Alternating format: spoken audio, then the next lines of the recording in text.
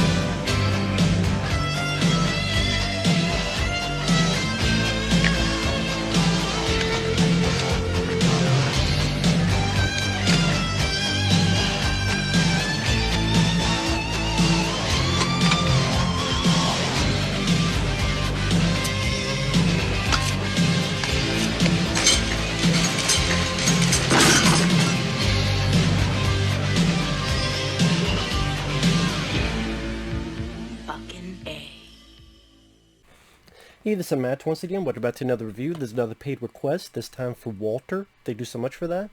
And for those interested in requesting pretty much any type of videos or topics, reactions, commentaries, re-reviews, randomness, whatever, feel free to send them either directly to my PayPal or join my Patreon. Both links are down below in the info box. If so, thank you very, very much. You have no idea how much I appreciate it. I really do. I'll just try to get to it as soon as I can. And this is for the 1997 film, The Jackal, which is a film I haven't seen in a while. Of course, I had it for the collection, the Bruce Willis collection, when Bruce Willis gave a crap. Nowadays, he's sleepwalking. He's like, hey, how long am I here for? 2 days? Okay, can you pay me $1 million? Okay, I'll go over here and give me a nice suit, maybe a tie. Okay, and I'll say a few words, and I just woke up 5 minutes ago. Where you need me? Okay, I'll say something. Got a gun? Okay, I'll shoot. Can I go back to my trailer now? Okay. Do another Die Hard battery commercial? Alright. Can I do that Die Hard prequel? Oh, we're not doing it anymore? Well, shit. I don't want to do any more action films. Wait. 10 more action films? Okay. Okay, yes, sign on, dial line. I don't want to do any more action films, but I'm going to do 10 more action films. Fuck. Like, Bruce Willis used to be worth the shit. God damn it. Even a film like this, which is not one of my favorite Bruce Willis films, but a film like this is still 10 times better than any of the crap he does today. Although I did like the Death Wish remake, I will say. I did like the Death Wish remake. I did. I still enjoyed it. Other than that, you have to go back to maybe Red. Looper was okay. To be fair, it was okay. I didn't hate Looper. But again, lately, like, holy shit. But this is when he was doing films like The Fifth Element, which I love. I saw that in the theater. The Siege, which is an interesting film to watch nowadays with him and Denzel Washington, among others. Last Man Standing, which I love. Die Hard with a Vengeance, I love. I love the first 4 Die Hard films.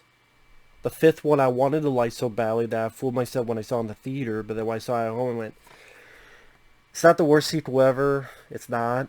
It's not The Last Jedi. It's not The Predator, but it's a lame sequel. I still love Live Free or Die Hard. I still love all first 4 Die Hards.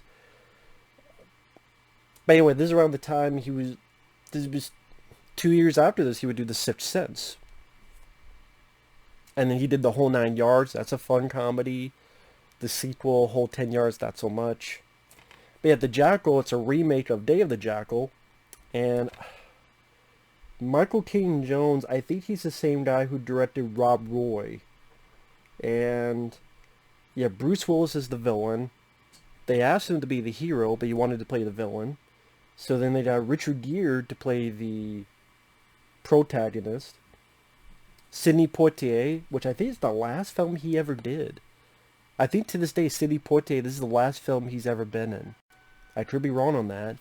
And my neighbor's roosters, I just concurred that for me.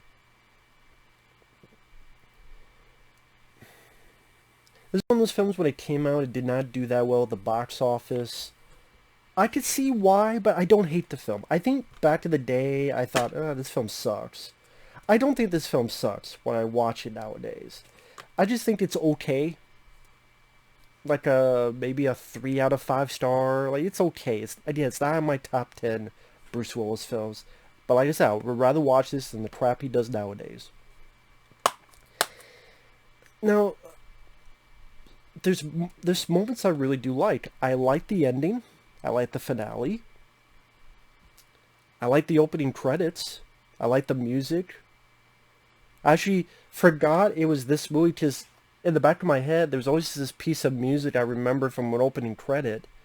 I forgot it was this movie. I don't know the name of the song, but it's like down, down, down, down, down, down, down, down, down, down, down, down, down, down, down. I'm like, oh shit! Okay, it was from this film. I get you. I like that. The story is Sidney Poitier and this lady, I believe is Diane Venora, I believe is her name. Yeah, Russian intelligence officer. They try to arrest this mobster in a club. Hell breaks loose. She has to kill him in self-defense. The mobster has family. That family, who's a brother, he wants revenge. So he's going to hire the Jackal to hit a target. And for the most part, they think it's the head of the FBI, but you, of course, realize it's someone else entirely. It doesn't follow too much of the original film, which I'm fine with, because I'm not really a fan of the original movie. I'm sorry. Is that because I dislike 70s films? I like And Justice for All. I like All the President's Men. I love A Song Precinct 13, Dawn of the Dead, Halloween. There's plenty of 70s films I enjoy. Just Day of the Jackal, just not my cup of tea. Not because it's a badly made film, it's just not my cup of tea. This is more my cup of tea. Maybe because I like these two actors. Even though they're not really on screen together, apparently they hated each other. Which made me confused, like, how do they hate each other when they're barely on screen together? So they barely had time to work with each other. Like, there's really no time for them to work with each other. So did they hate each other before they made the film? Like, they had a... That's a question I would like to answer. What made these guys hate each other? There's really no scenes for them to work with each other, except maybe the end. And they're like, oh, keep them away from each other. Well, they're away from each other for 95% of the movie, anyway. So I don't know what the story is behind that. Or is that a true story? Is that an exaggerated story? Is that a story that's just thrown on IMDb trivia for the shits and giggles? I don't know. I would like to hear the explanation for that. Like, how do you guys hate each other when you barely work together? Did you have an initial meeting, and did Bruce Willis piss in Richard Gere's gerbil? Shoved up his ass? I don't know. I don't even know how many people remember that urban legend that apparently Richard Gere had a gerbil up his ass. And then another rumor that Sylvester Stallone told that rumor because... I don't know the whole deal.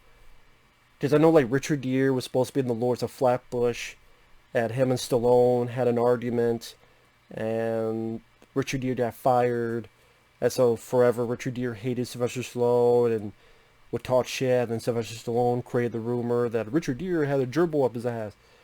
I don't know if that's all true. Part of me wishes it is, because it's just a hilarious story on all fronts. But anyway, the Jackal was hired. Sidney Poitier, who works with the FBI, Diane Venora, who Russian intelligence. They have to figure out who this guy is, how to stop him. The only guy who could know is this former IRA terrorist, played by Richard Gere. Now, I know a lot of people make fun of his accent. It never bothered me, but I'm not Irish. I've never, I mean, to be perfectly honest, I don't know anyone Irish in real life. I don't know any friends I have that are Irish. At least that I talk to on a regular basis. Never been to Ireland. So I'm not familiar with it. You could say, you're too stupid. Fine. At least I admit it. So that's why I listen to the accent. I'm like, I don't know. I buy it. Sure. Someone who knows more about that, they would call bullshit on it. I'm like, okay. I'm not in that fucking league. I'm not in that ballpark. I don't have that experience. I'm not going to sit here and lie and say I do. It's like people who say, yeah, I used to read all these comics of this upcoming movie. I read The Eternals. It came out in, was it 1842? Comics were around then. Because on a side note, anytime a comic book movie comes out, I've read every one of these comics. Oh yeah? What's it about? I don't know. It's been a long time since I read them. You didn't read shit. The majority of people never read a fucking Guardians of the Galaxy comic. I didn't, but I don't assume that... I don't tell people that I did. When that came out. I read every Suicide Squad book. Really?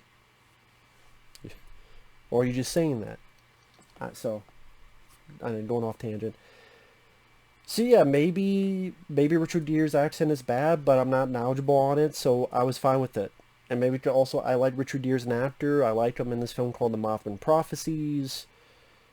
I would say that's one of my favorite Richard Gere films. I liked him in, was it No Mercy? A film he was in with Kim Basinger. I think he was called No Mercy.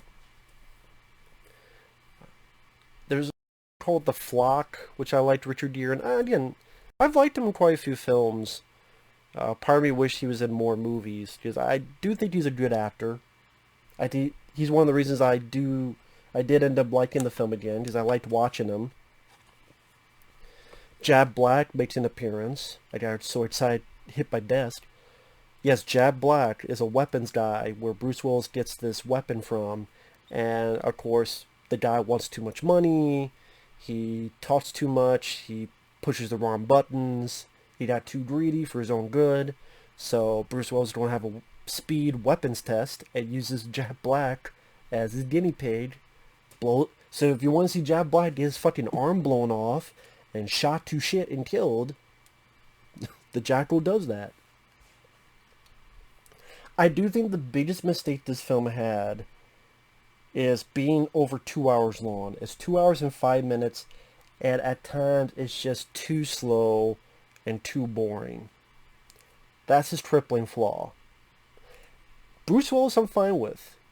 His disguises are stupid because no one would ever buy him in these disguises. Like, disguises are meant to fool people. Every fucking disguise Bruce Willis has, I'm like, you look like Bruce Willis. Who are you fooling? I mean, you're not a master of disguise. It's like a guy who thinks he's the master of disguise, but he's not. Like, look at this disguise. Okay, that's Bruce Willis. That's not much of a fucking disguise. Oh, he's got a little wig on. It's like, most of these disguises, no one should be fooled by. But still, Bruce Willis, I think, had that nice, icy demeanor. And it's supposed to be a cold-blooded assassin. And Bruce Willis worked for that. I thought it was actually cool to see Bruce Willis as a villain. It wasn't a typical role. A few times he did, like Mortal Thoughts, he had a bit role in that film. And there's been a few others where he played a villain, but not too often. Usually he's the hero. I think you want a guy that has an icy, cold demeanor. Bruce Willis did that well. He'll cold-bloodedly kill anyone. As long if they outlive his usefulness. Like this guy who's a gay guy, and Bruce Willis seduces him to get some info, so that when he gets in the town, hey, blah blah blah. And then when the guy realizes it, he just totally shoots him. Not because he's gay, but because he outlived his usefulness. No witnesses. And Richard Gere, despite what people want to say about the accent, If it's a bad accent, okay, I'll take your word for it. But I thought he did a good job acting wise. I like Richard Gere. I think he's a good foil for Bruce. And the thing is, though,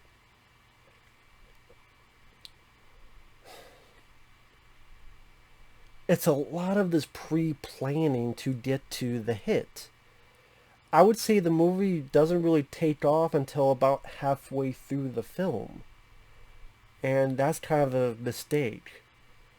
Because, okay, you got the opening credits and you got establishing the characters, but then it's Bruce Willis going over here to see this lady to get forged IDs. Waiting in the airport, oh, I'm going to steal this guy's passport. Going over here to go over here. There's one bit that didn't really add up to anything where these guys who were hijackers to get Bruce Willis, so Bruce Willis, he gets his vehicle, he's able to take something off so the color's different, he sprays something on the trunk, one guy touches it. I don't know what the fuck happened to the two other guys. Did Bruce Willis kill him without me noticing?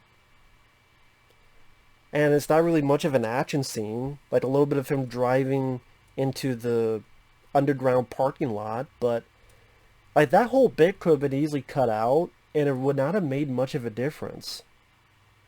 It really would not have.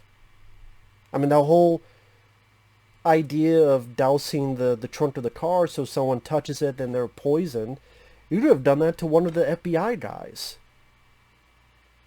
Like, seriously, there's a point where Bruce Willis tries to find this friend that Richard Gere's close with, and the FBI guys and the Russian intelligence leader are there. You could have had the spray there. You could have it where Bruce Willis, he gets his car, he sprays his trunk. Okay, what's the deal? Then cut to blah blah blah. Then you cut back. He touched it. Then okay, that's what the spray was for from before. Like that whole scene could have been cut out with the hijackers, because it is that much of an action scene. He kills one guy. The other two, I don't know what the fuck happened. I mean, maybe I blacked out. And that's really, like, the pacing in the first half really needed to tick it up a notch. Think of The Fugitive. The Fugitive. You have a group of people chasing this person going from A to B, but that felt more exciting. And you need a bit more of this Richard Gere getting close to Bruce Willis, barely getting away. You needed a few more of those circumstances to live up the movie. You needed more of those close calls. You don't really start, I say halfway through to, that's when Richard Gere's more FBI guys and Jack Black, that whole scene where he gets killed. It's just too slow of a build-up. It's not really the most exciting. But then halfway through, it's not too bad. It's not too bad. Granted, there's still logistics that make me confused. Like, spoiler alert, 3, 2, 1 spoilers. You find out that the person he's going to kill is the First Lady. Now, why the fuck are you going to get a 14.5 millimeter gun, which a friend of mine, because I asked him this question, he said that shit doesn't exist. But it's a movie, okay, it's a movie. But why would you get this Gatling gun that's remote controlled to kill the First Lady? Like, why go through that when a simple sniper rifle would have done the business? It is, well, it's the 90s, gotta be bigger. It's okay, on one hand, it's fun. It's more fun. And I kind of let it go, but there's that part of my brain that goes, it's a bit fucking much to have this big fuck off. He's on the thing. And then it shoots. It's like, you try to kill the First Lady, you're not trying to kill the Terminator. If you're trying to Arnold Schwarzenegger, the Terminator. If you're trying to kill RoboCop, baby, there you go. If you try to kill RoboCop, you can use that weapon. But the First Lady? Yeah, a simple sniper rifle would have done it, but okay. But on the flip side, I let it go because it creates that scene with Jack Black where yeah, he's too greedy, and it's definitely one of the parts people remember from the movie because he's tested it out. It did a nice little gore effect, blowing off the arm and shoots the guy, decently violent. And interesting to see an early role from Jack Black before he really made it, before he was famous. Just before this, he had a bit tiny role in Demolition Man. He did some episodes of like Touched by an Angel, things of that nature. He was in an episode of The X-Files. I forget what season it is, but it's the one with Giovanni Ribisi. It's called DPO, where Giovanni Ribisi had the power of lightning, and he was obsessed with playing video games. At one point, Giovanni Ribisi kills Jack Black with a lightning bolt. But that's one of those X-Files episodes I remember watching quite a few times. But sorry, back to this.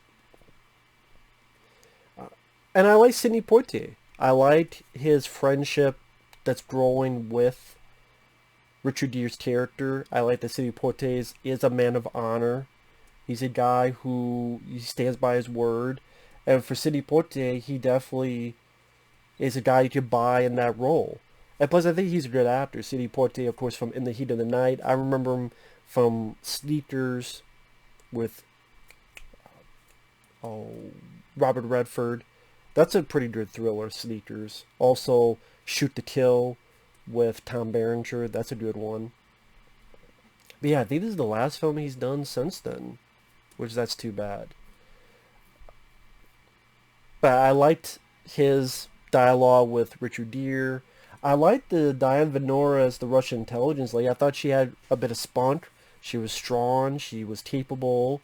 She wasn't a weak character. But remember, there's no strong women. There was no strong women back then. That's funny. I just saw another movie that had a strong woman. And spoiler alert, I forgot that she got killed off. I went, oh shit, damn. I was surprised. Because I figured, well, okay, she's wounded.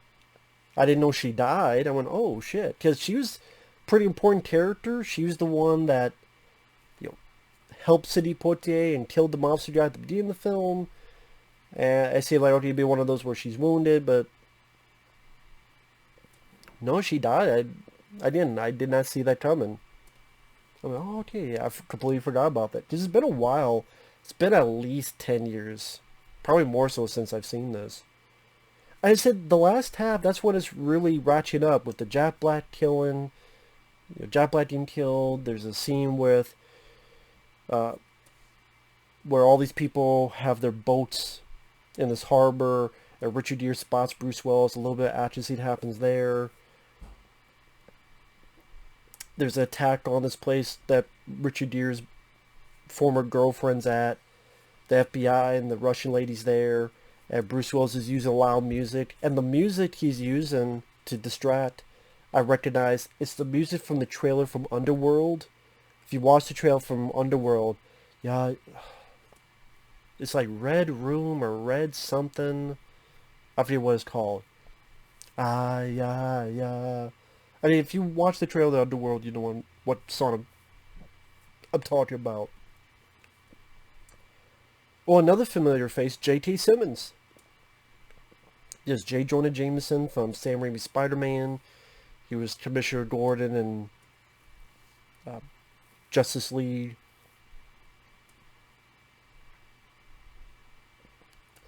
He's been in quite a few other stuff too. Good actor. I forgot he was in this. He was a guy working with Sidney Poitier. I don't know why I got the hiccups. Sorry about that. If you're wondering what the hell I'm doing. Maybe I need a drink. I need to calm down.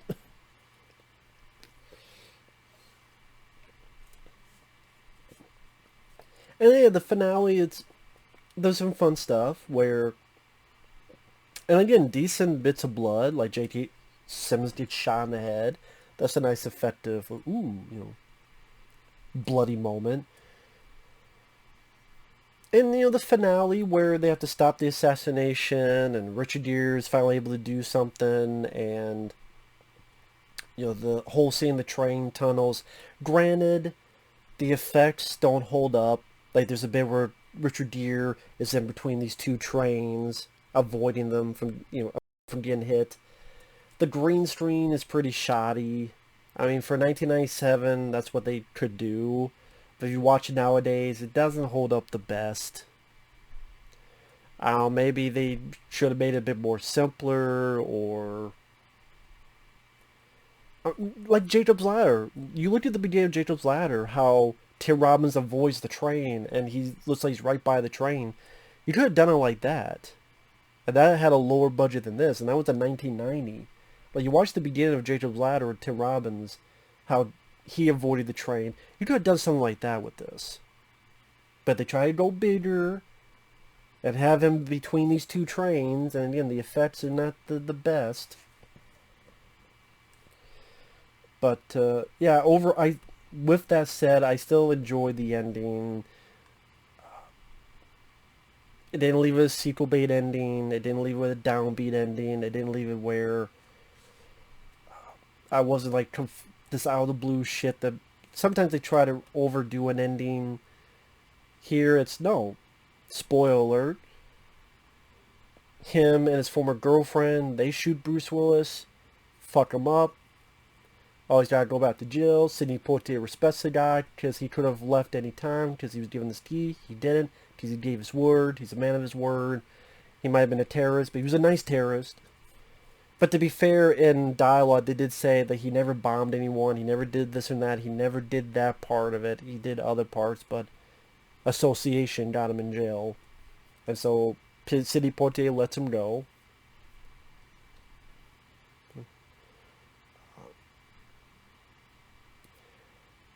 I would say this, if you can get through the first half of the film, which is a bit, like I said, bit too slow. Like The Fugitive, you had a bit more oomph to it. I don't know why I keep going back to The Fugitive, but number one, it helps that you're following the good guy, so you're more heartfelt, you're more feeling sorry for that guy. While here, you're following more of the Jackal. I think that was a mistake, too. We followed too much of the Jackal. We should have followed more of Richard Gere's character. Because the Jackal should have been a bit more mysterious. Like, we don't know what he's doing. Same with what these guys don't know what he's doing. Like, we should not be following the Jackal so much. He's the mysterious guy, and we're following every step of the way. I think that was really the mistake. I think they did that because it's Bruce Willis. You gotta have Bruce Willis on screen as much as possible. But again, he's the villain. He's an icy cold villain. He's just doing these, for him, rudimentary things. It's not the most exciting. And again, for a villain, he should be more mysterious. He should be, what is he doing? We're in the minds of protagonists. What is he doing? What is his next move? But we can't think that because we already know his next move because we've already seen it. So, and yeah, I think it should have concentrated more on Richard Gere's character. And there should have been more close calls, more foot chases. Like Richard Gere sees Bruce Willis and more foot chases. I think it's similar to what The Fugitive did, where you felt like you had a big action scene with the prison bus sequence. You had the bit where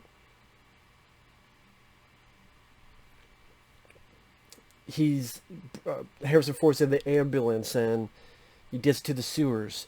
I didn't kill my wife. I don't care. Then you have the bit where they're in another building and chase him down the stairs and Tommy Lee Jones shoots, but it's bulletproof glass and so it doesn't hit Harrison Ford. Like, more of those close calls to keep the pace going a bit faster. And like I say, I think that's the biggest crippling flaw with the film. With that said, I liked Richard Gere. I liked Bruce Willis. I liked those two actors. I like Sidney Poitier. I like Diane Venora. The second half, Jack Black get killed. Bit of a bloody, memorable scene. The second half is more of what the film should have been. little decent bits of action, nothing to run home about. Couple decent songs. Like I said, I like the opening credits song. I like hearing that song from the Underworld trailer during that sequence. You know, when I have a character I like, it's easy for me to swallow a bit of a slower pacing. And that could go a long way, too. So, overall, like I say, it's a decent film. And this is when Universal gave a shit on their DVDs, because this is a collector's edition. So it has a making of. Granted, when the film was being made, so it's them.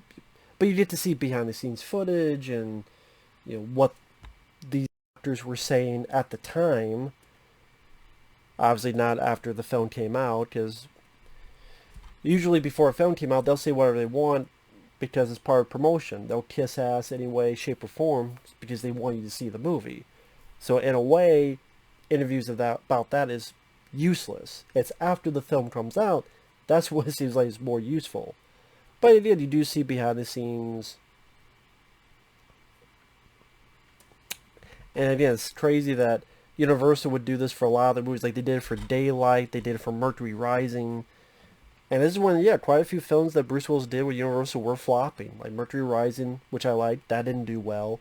This film didn't do well.